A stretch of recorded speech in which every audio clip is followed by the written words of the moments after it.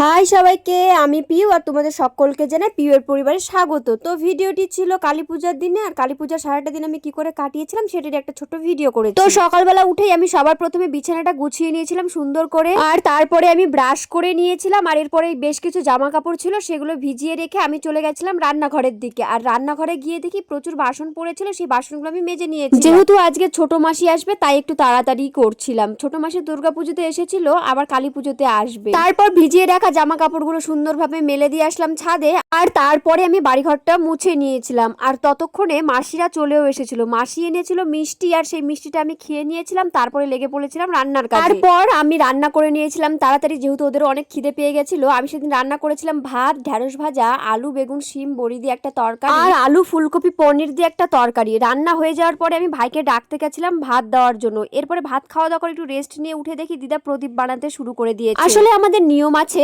অমাবস্যা যখন লাগবে তার ঠিক পরেই কোনো এক জায়গায় থেকে লাল মাটি তুলে এনে সেই মাটি দিয়ে প্রদীপ বানিয়ে অমাবস্যাতে আমাদের বাতি দিতে হয়। তারপরে মাসি কিছু ফুল গাছ এনেছিল, ফুল গাছ লাগাতে লাগাতে দেখি সন্ধে হয়ে গেছে, আর এদিকে দেখি মামা অনেকগুলো পটকাও নিয়ে চলে এসেছে। তারপর আর কি কয়েকটা ফুটিয়ে ট্রায়াল করে দেখছিলাম, আর এইদিকে মামার যেগুলো নিয়ম সেই বাতিগুলো মামা দিচ্ছিল। কালী পুজোর রাতে আমাদের ভাত খায় না, তাই কিছু খাবার তৈরি করেছিলাম লুচি, বুন্দিয়া, সিমাই, আর ছিল দুপুরের তরকারি। তারপরে রান্নাবাড়ি করে আরো কিছু নিয়ম ছিল যেগুলো দিদা আর ভাই মিলে করে নিয়েছিল। আর আমিও ব্যালকনি থেকে শুরু করে সব জায়গাতে আমি মোমবাতি জ্বালাচ্ছিলাম আর প্রদীপ জ্বালিয়ে দিয়েছিলাম। তারপরে আর কি আমিও ছাদে চলে গেছিলাম বাজি ফাটানোর জন্য। সত্যি বলতে গেলে আমি বাজি ফাটাতে খুবই ভয় পাই, তোমরা দেখলেই বুঝতে পারবে আমি কেমন ভাবে পালিয়ে যাচ্ছি। আমার কালী পুজোর সারা দিনটা তোমাদের কেমন কেটেছিল অবশ্যই কমেন্ট করে জানাবে। তো চলো টাটা।